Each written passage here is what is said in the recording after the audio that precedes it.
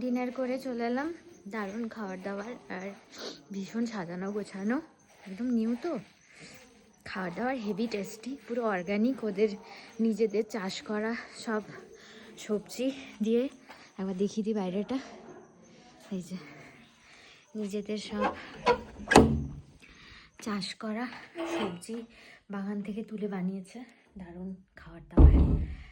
So এবারে বিছানা আমাদের রেডি, ঘুমিয়ে পড়বো। চলো আবার কালকে সকালে দেখা হবে। Good night. Good morning everyone.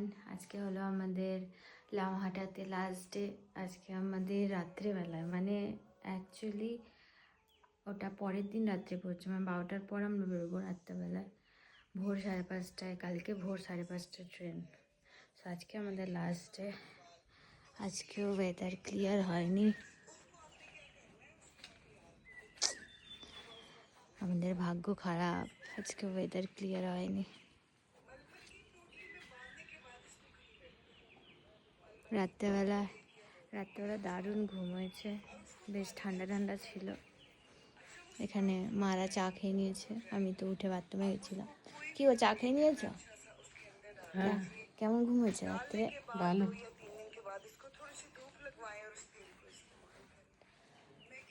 ওয়েদারটা ক্লিয়ার থাকলে ভালো হতো, কী করা যাবে, দেখা যাক। বেলার দিকে যদি আছে তো সারাদিন এখানেই থাকবো, যদি বেলার দিকে ক্লিয়ার হয় তো। ব্রেকফাস্ট করতে যাচ্ছি এখন, ব্রেকফাস্টের জন্য ডেকে গেল, নিচে যাচ্ছি।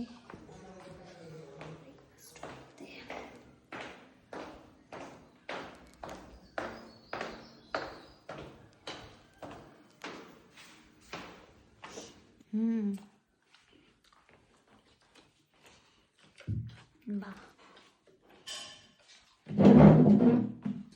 কি খাচ্ছ? পরোটা, আলুর পরোটা, ধনে পাতার চাটনি বা চিনি আর সস।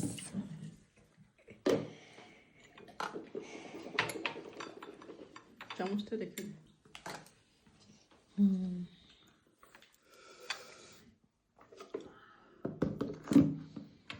চাটনি।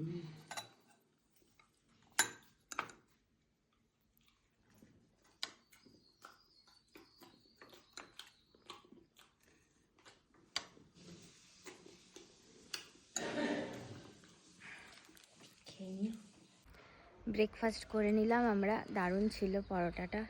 পরোটা আর ধনে পাতার চাটনি, দারুণ ভালো টেস্টি ছিল। তো চাও খেলাম, আমার সকালবেলা চা খাওয়া হয়নি, চাও খেয়ে